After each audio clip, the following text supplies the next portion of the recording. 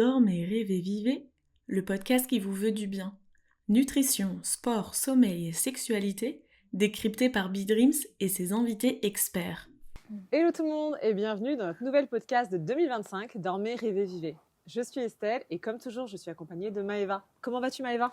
Ça va, salut Estelle, salut tout le monde. Donc je suis trop contente de vous retrouver pour cette année 2025 et surtout pour parler d'un tout nouveau sujet. Pareil, j'ai hâte de vous parler de ce sujet un petit peu mystique qui est celui de parler ou de marcher, donc le somnambulisme.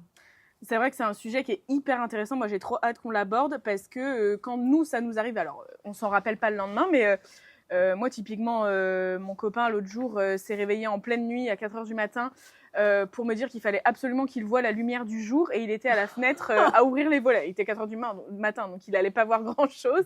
Et il s'est recouché le lendemain, il ne se rappelait plus de rien. Donc des fois, c'est des situations qui peuvent être très drôles, mais des fois, ça peut être assez déconcertant. On va le voir parce qu'il y a certaines formes de somnambulisme.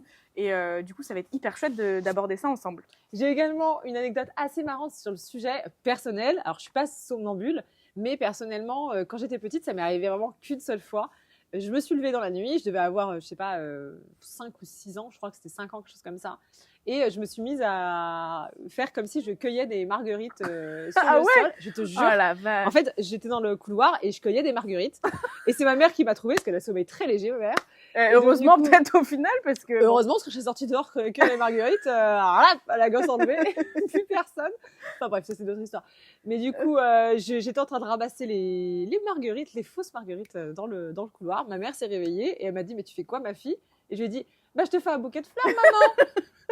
En vrai, c'est trop mignon, par contre. Je pense que quand tes parents t'es partagé entre le fait que c'est hyper mignon que... Et hyper perturbant. Mais par contre, tu te dire, elle va pas bien, là. Surtout quand tu fais ça quand t'es tout petit. Et donc, c'est hyper perturbant. Après, ça m'est plus jamais arrivé de ma vie. Donc là, on va venir sur ce sujet du fait que c'est des comportements qui peuvent avoir lieu de manière régulière comme des comportements qui peuvent avoir lieu de manière ça dépend vraiment. Il y a ponctuelle. différents types. Mais ça, on va venir sur le sujet. C'est ça. Et surtout, pour que ce soit plus complet, on va vous donner des astuces pour savoir, vous, en tant que personne extérieure, savoir comment réagir à des situations qui peuvent être parfois dangereuses pour certains somnambules. Comme toi avec ton copain. Moi, mon ma copain, mère, je sais que des fois, il peut peut facilement se mettre en danger sans le vouloir. Bien sûr. Et en plus, on va s'appuyer de petites études scientifiques, etc. et d'exemples concrets. Allez, c'est parti. Alors, tout d'abord, on va essayer de comprendre les bases du sommeil. Donc, on va plonger dans le vif du sujet. Il faut déjà comprendre comment fonctionne le sommeil. Et c'est là que tout commence. Alors oui, tout à fait. En fait, notre sommeil, il se divise en différents cycles qui vont en fait former une chaîne, tous ces cycles. Et en fait, cette chaîne, elle va se répéter plusieurs fois au cours de la nuit. C'est pourquoi des fois on va se réveiller en plein milieu de la nuit, c'est parce on est dans une différente phase de sommeil, alors qu'à un autre moment de la nuit, n'importe quel bruit va pas forcément nous réveiller. Enfin, tout ça, ça s'explique. Et c'est pour ça que parfois le matin, on a énormément de mal à se réveiller parce qu'en fait, on s'est couché plus tôt que d'habitude et on est dans une phase de sommeil profond et donc on se réveille, on est épuisé, c'est ça, alors qu'on aura dormi 12 heures. Quoi. C'est parce que c'est par rapport à ces phases justement de sommeil. C'est ça. Donc la première phase, c'est la phase de sommeil léger. Donc en fait, c'est vraiment la phase où on commence à s'endormir, où on somnole. Généralement, ça peut durer quelques minutes, voire pour certaines personnes un peu plus. Par exemple, pour les personnes qui souffrent de troubles du sommeil ou des personnes qui ont une stimulation cérébrale qui est très importante, des personnes qui sont anxieuses, ça va prendre plus de temps. Et en fait, cette phase de sommeil léger, donc c'est soit la phase pendant laquelle on commence à s'endormir ou c'est soit la phase qui précède le réveil. Et les éléments qui caractérisent cette phase, en fait, c'est vraiment, oui, comme je disais, la phase où on s'endort. C'est aussi, on sent les muscles qui se détendent, on commence à vraiment être détendu, être complètement relaxé dans son sommeil. Mais c'est aussi une phase où on peut être réveillé très facilement. Par exemple, c'est comme quand on fait une sieste, on va somnoler, mais le moindre bruit va nous réveiller, la moindre source de lumière va nous réveiller. Ouais. Et parfois, même pendant cette phase, on va ressentir cette sensation de chute. Moi, ça m'est arrivé plein de fois. Tu as l'impression que tu tombes dans le vide, en fait. Ouais. Et tu te réveilles, tu tapes comme ça à ton lit. C'est ça, parce que tu as vraiment l'impression que tu sautes d'un pont ou quoi. Ouais. Et en fait, c'est appelé le sursaut hypnique. Donc, en fait, c'est totalement normal. C'est juste, en fait, une réaction physique de notre corps. En fait, il se détend tellement qu'en fait... c'est les muscles qui c'est les muscles, en fait, qui répondent au fait de « Hey, Coco, réveille-toi un peu ». En fait, c'est juste... Les muscles paniquent, en fait, se disent « Attends, je suis encore en vie ». Et donc, du coup, ils envoient une information pour réveiller un petit peu le corps. Donc, voilà pour la phase numéro 1. La phase numéro 2, c'est ce qu'on appelle le sommeil léger stabilisé. Ça dure environ 20 à 30 minutes. Donc, on a souvent des cycles qui sont entre 20 à 1h30. Hein. Ça se caractérise par un rythme cardiaque qui va ralentir, une température corporelle qui va avoir tendance à baisser. Ouais. Et notre activité cérébrale va changer. Ça va montrer des complexes qu'on appelle K et des fuseaux de sommeil qui aident le cerveau à filtrer un peu les stimuli externes, donc tout ce qui est bruit et lumière. Oui, en gros, pas être notre cerveau, en gros, il se dit. Pour pas être dérangé. C'est ça. Ouais. Okay. Il va filtrer en fait les bruits, les lumières pour pas être dérangé par, je sais pas, on ne pas fermer la fenêtre, il y a une voiture qui passe devant avec les feux allumés. Notre voisin voilà, l'enfant du voisin a décidé de pleurer ou de faire sa crise. Bon, c'est ça. On sera pas réveillé. Donc les complexes K et les fuseaux de sommeil, je pense que ça parle à personne ou à très peu de monde. J'aimerais bien que tu m'expliques parce que je sais pas.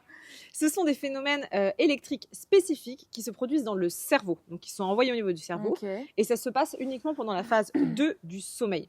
Ils jouent un rôle hyper important dans la régulation du sommeil et la protection contre les réveils et les traitements d'informations. C'est-à-dire que ces signaux qui vont être envoyés au cerveau, c'est juste pour nous dire, ok, ce bruit que tu viens d'entendre, faut pas que tu paniques, c'est normal, c'est un bruit normal que tu as l'habitude d'entendre. Le frigo, le bruit du frigo qui se met d'un coup. Oui, c'est clair. Tu sais, le frigo d'un coup il se met à démarrer, et en fait le cerveau va se dire, ok, non, ce bruit, je le connais. Le réveil chez mamie, je vais pas le réveiller, voilà, en bois. C'est ça. Je vais pas le réveiller pour rien.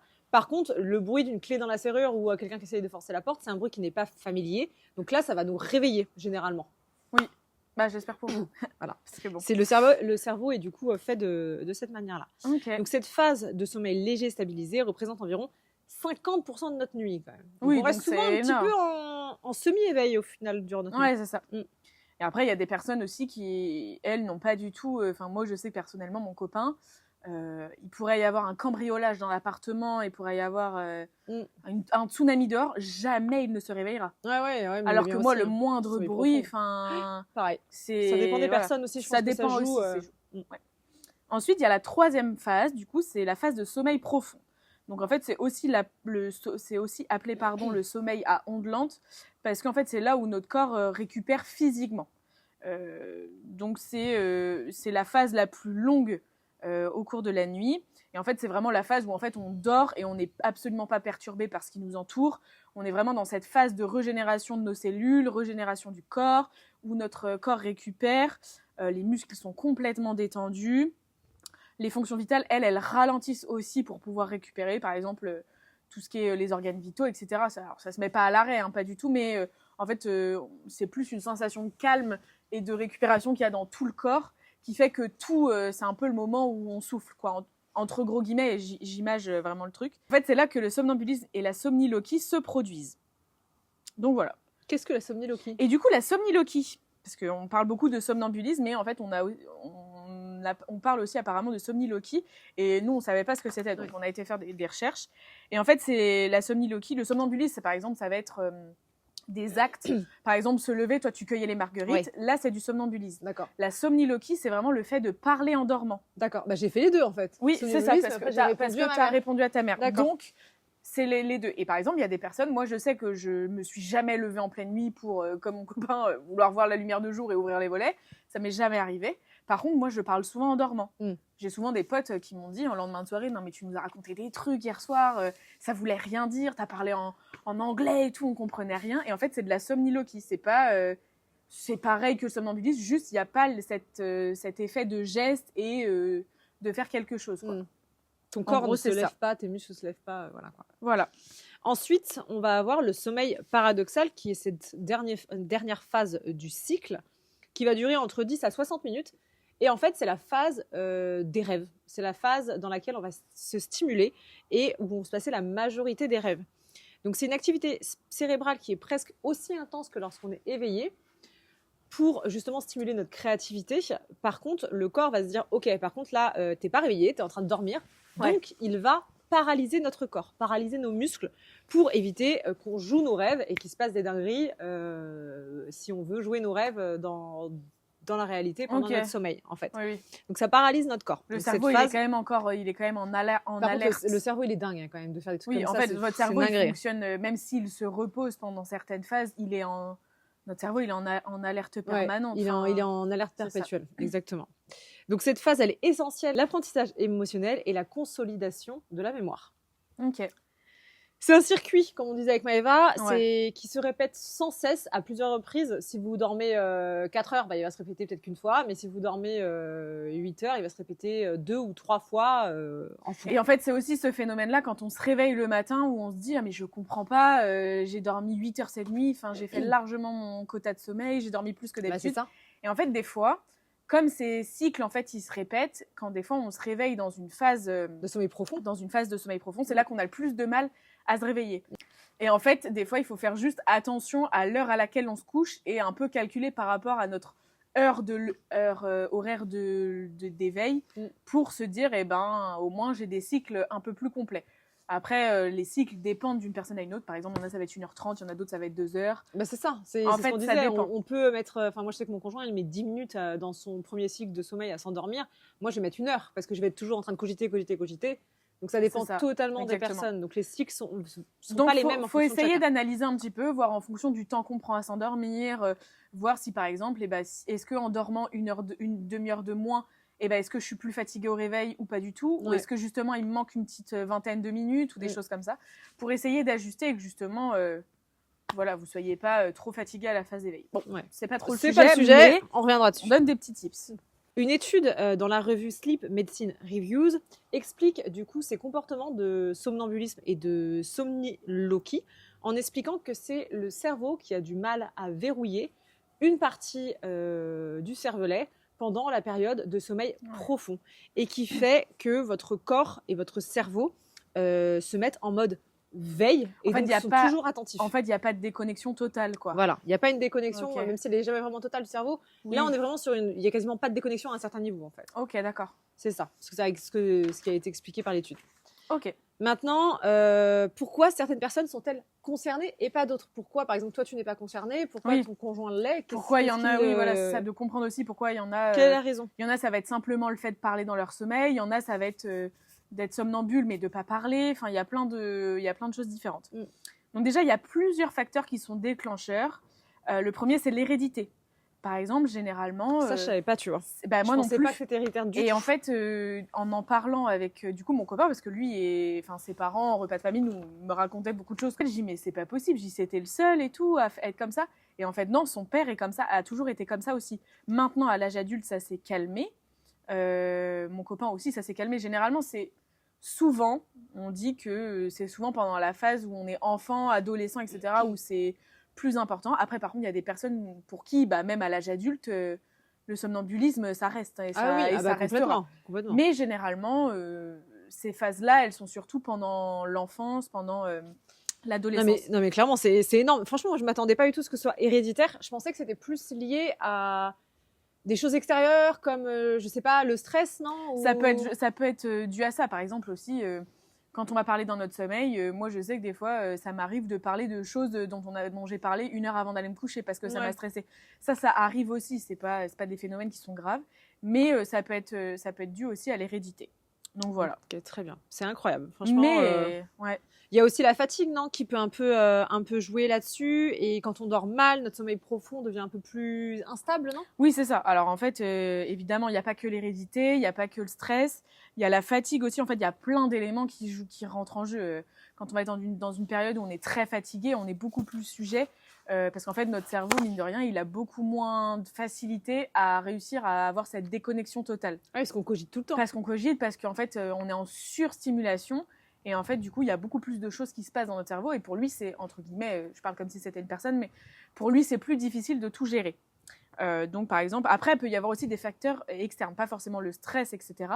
Mais par exemple, la consommation d'alcool ou de certains médicaments, de certaines drogues, de tabac, etc. Si on a des consommations assez, je ne vais pas dire excessives, mais... C'est sûr, si vous prenez un acide avant d'aller vous coucher, vous risquez de faire du somnambulisme. C'est ça, on est beaucoup plus sujet à avoir des phases de somnambulisme. Ouais. Donc voilà. Il y a du coup, il y a forcément énormément de facteurs qui rentrent en jeu, mais que ce soit interne, externe. Après, il y a des choses des fois qui ne s'expliquent pas. Hein. On n'est pas forcément stressé, on n'est pas fatigué. Et pour autant, la nuit d'avant, on a été cueillir des pâquerettes dans son couloir. Pour qui, pourquoi, on ne sait pas. Et justement, des exemples concrets à vous donner. Donc les nôtres, c'est bon, on a fait le tour. On a d'autres exemples qui proviennent plus de l'actualité. Donc moi, j'ai lu une anecdote il n'y a pas longtemps. par rapport à un homme aux États-Unis qui s'est réveillé dans la nuit, qui est allé dans sa cuisine, qui a fait vraiment tout le repas, les bacon, les œufs, qui a mis la table, qui a tout cuit. Vraiment, tout était mis sur la table. C'est là qu'on se dit, c'est fou. Parce mais c'est dinguerie parce qu'il aurait pu se brûler. Parce que tu dors. Tu dors, tu peux c'est brûler. Ça qu'on va voir, c'est ça qu'on va voir après aussi, c'est que fou. pour certaines personnes, ça peut être... elles peuvent se mettre en danger, même si notre cerveau est toujours en alerte. Là, dans ce cas-là, heureusement, en fait, la personne est retournée se coucher. Mais ça veut dire qu'elle a coupé ses trucs et tout. En fait, c'est tout. Fou. Et en fait, elle est retournée se coucher. Le lendemain, elle s'est réveillée. Tout était déjà prêt, impeccable. Et il se rappelait de rien parce que, en fait, le somnambulisme, derrière, on n'a pas de souvenir de ce qui s'est passé. C'est ça qui est impressionnant. Mais c'est fou parce que ça montre à quel point notre cerveau peut automatiser des tâches sans qu'on en ait conscience. Ouais, complètement. Par exemple, moi, là, on était en repas de famille pour les fêtes de Noël et en gros, on a joué à un jeu où il fallait raconter un petit peu des anecdotes sur chacun qu'on savait pas trop, etc. Donc, ma grand-mère a raconté une anecdote sur mon père. Et en fait, mon père, quand il était petit, il faisait beaucoup de crises de somnambulisme. Maintenant, il en fait plus du tout. Il parle dans son sommeil, mais il fait plus du tout de crise.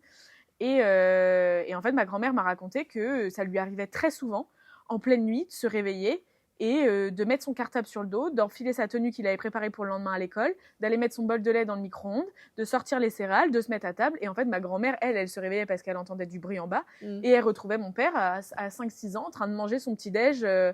Et elle dit, après, du coup, c'était dur d'aller le recoucher. Mais en fait, il avait tellement automatisé ce truc-là que, voilà, à 2 doigts de prendre le vélo, il avait préparé ses chaussures et tout devant la porte d'entrée. Enfin, ils l'ont déjà retrouvé sur son vélo, prêt à partir dans le garage, quoi. Justement, c'est là où on a des exemples tellement fascinants parce que vraiment, comme on le disait, ça peut être rigolo, ça peut être souvent on en rigole plus que ça, mais le problème c'est qu'il y a vraiment des exemples de somnambules qui font des gestes dangereux et là, ça peut devenir un véritable problème pour les proches à gérer ces choses-là. Oui, c'est ça. Et il y a beaucoup de spécialistes pour les personnes qui en souffrent de manière très récurrente et de manière très importante. Il ne faut pas s'en inquiéter. C'est pas parce que vous allez faire une petite crise de somnambulisme de temps en temps une fois que... sur deux, hein. Moi, typiquement, mon copain, on s'en inquiète pas parce que il parle beaucoup dans son sommeil, mais par contre, des grosses crises de somnambulisme où il va se lever, où il va faire des choses, c'est hyper rare. Franchement, c'est hyper rare. Donc, ce serait récurrent à hauteur de quasi tous les soirs ou plusieurs fois dans la semaine. Oui, là, ce serait, je pense, pour les personnes qui en souffrent, si vous nous écoutez, potentiellement d'aller voir un spécialiste pour voir aussi pour les personnes qui vous entourent, de savoir réellement comment elles peuvent sécuriser votre environnement et faire en sorte que vous ne vous mettiez pas en danger inutilement. Mais déjà, dans un premier temps, on va voir les différents dangers les plus courants ou les plus rares pour les crises de somnambulisme. Donc déjà, il y a les dangers courants. Donc les blessures physiques accidentelles, par exemple se cogner ou tomber. Par exemple, ça arrive qu'il y ait des personnes qui marchent, en fait, même si notre corps et notre cerveau ils se repèrent dans l'espace, des fois le cerveau il a plus la même notion parce que il n'est pas en pleine conscience et du coup on peut se cogner, on peut se prendre un mur, une porte. Même il y a des escaliers aussi parfois dans les maisons, c'est ça. Il peut y avoir des trucs. Et généralement il y a une étude aussi qui a montré que dans Sleep Medicine que 17% des somnambules se blessent au moins une fois pendant un épisode en tombant dans les escaliers, en heurtant des objets, des choses comme ça. Bien sûr. Ça c'est des choses qui sont très courantes. Heureusement c'est pas des choses. C'est pas des comportements si risqués que ça. C'est ça. Ouais. Mais il y a aussi au niveau des dangers des comportements risqués comme par exemple sortir de chez soi. Là, je donnais l'exemple de mon papa. Dans certains cas, il y a certaines personnes qui peuvent quitter leur domicile en pleine nuit et du coup, on s'expose à des risques qui Bien sont sûr. d'avoir un chauffard, quelqu'un qui roule trop vite, qui ne voit pas débouler, où il fait trop froid dehors et on sort en pyjama, hypothermie, des choses comme ça. Il y a aussi des lieux dangereux et ça, il y a eu plein de cas qui ont été documentés où il y a des gens qui sont retrouvés dans le centre-ville, en pyjama, en pleine nuit. Il y a eu plein de choses comme ça. Ça, c'est un risque aussi qui n'est pas...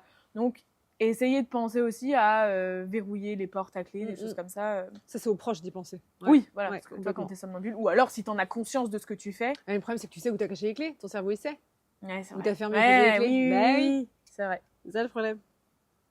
Donc voilà, comme on le disait, il y a de nombreux dangers qui entourent vraiment le côté de somnambulisme, même si ça reste des cas assez rares, il ne faut pas s'en inquiéter. Il ne faut pas hésiter à consulter un spécialiste au besoin. Mais au-delà des risques physiques, il y a aussi des risques psychologiques et sociaux. En effet, l'anxiété et le stress pour le somnambule et son entourage. Imaginons une personne somnambule qui vit seule. Les parents à distance peuvent s'en inquiéter en se disant qu'est-ce qu'il peut faire cette nuit, ça crée un climat de stress pour les proches également. Et également le somnambule, en connaissant en fait son état, en ayant pleine conscience de ce problème, peut créer un peu une honte envers son comportement, une gêne, et qui va empirer le phénomène en fait de stress et qui va encore plus développer ce côté somnambule. Ouais. Donc il y a beaucoup d'anxiété et de stress qui peuvent entourer tout ça, ainsi que des troubles du sommeil, parce que ça peut altérer la qualité du sommeil. Et également, il faut savoir que pour les somnambules, le sommeil n'étant pas idéal, ça apporte une fatigue prolongée et aggravée dans le temps. Ouais. Après, là, on va parler un peu des situations extrêmes et rares, même si c'est évidemment très très rare. Il y a certains risques qu'il ne faut pas exclure, notamment les accidents liés à la hauteur. Il y a eu beaucoup de somnambules qui ont été retrouvés sur des balcons ou des bordures de fenêtres, et cela a pu mener à des chutes graves en soi, même si c'est évidemment très rare. Extrêmement rare. Par exemple, il y a eu un adolescent aux États-Unis qui a survécu miraculeusement, j'ai du mal, après être tombé d'un deuxième étage lors d'un épisode de somnambulisme. Il y a folie. Il y a des gens qui se retrouvent sur les balcons, même sur des fenêtres ou des choses comme ça. Mais même si notre cerveau il est en état d'alerte, malheureusement, des fois, la crise prend tellement le dessus que ça peut amener la personne à se mettre en danger, quoi. Et il peut y avoir aussi des comportements agressifs. On a beaucoup entendu des gens qui ont toujours dit qu'il ne faut jamais réveiller un somnambule, c'est hyper dangereux, ça va le rendre agressif, machin. Ça, c'est vrai. Généralement, quand il y a une crise de somnambulisme, il ne faut pas secouer la personne. Il ne faut pas secouer la personne pour la réveiller. Ce qu'il faut faire, c'est l'inciter, rentrer un peu dans son jeu. Des fois, c'est particulier, parce que je me suis déjà vue à faire semblant à éteindre un feu qui n'existait pas avec une couette. Voilà. Mais en fait, en rentrant dans le jeu de la personne, elle se sent en sécurité et en fait, elle retourne se coucher dans les minutes qui suivent parce que son épisode est terminé. Que si on force à la réveiller, en fait, les personnes-là, elles sont complètement déboussolées, elles sont complètement perdues et ça peut réveiller des crises d'angoisse, etc. Et, et voilà. Ouais. Ok, passons maintenant aux solutions, parce qu'on vous parle un peu de tous les phénomènes qui peuvent être liés à ça, les accidents ou autres, mais il ne faut pas non plus dramatiser. Oui. Ça reste, comme on l'a dit, dans la majorité des cas, des choses qui ne sont pas graves, des accidents pas graves. Maintenant, pensez qu'il y a des mesures simples que vous pouvez mettre en place si vous êtes somnambule. Déjà, créer une routine de sommeil régulière pour stabiliser les cycles. On en a parlé dans nos précédents podcasts de 2024, donc vous pouvez les retrouver si vous le souhaitez. Évitez les stimulants comme le café ou l'alcool avant de dormir pour ne pas troubler votre sommeil. Et réduisez le stress avec des techniques comme la méditation ou le yoga, une petite session juste avant de vous coucher, et ce sera idéal. Et la sécurité, c'est aussi primordial. On essaye de verrouiller les fenêtres et les portes au maximum. On essaye d'éloigner les objets dangereux ou tranchants. Et on peut aussi installer une lumière douce avec un détecteur de mouvement pour éviter les accidents. Des fois, ça peut être des choses qui vont faire que la personne va se réveiller parce qu'il y a Ou alors ça réveille les proches. Ou alors ça réveille les proches, exactement. Sauf le chat qui passe devant toute la soirée, quoi. C'est ça. Et puis aussi pour les personnes qui souffrent vraiment de troubles très récurrents et très problématiques, évidemment il y a des traitements qui peuvent être adaptés, des thérapies comportementales, etc. Mais ça évidemment il faut se tourner vers des spécialistes. Exactement. Voilà. Merci d'avoir été avec nous pour ce nouveau podcast de 2025. On est ravis de vous retrouver et on espère que ça vous a plu. Voilà, c'est fini pour cet épisode.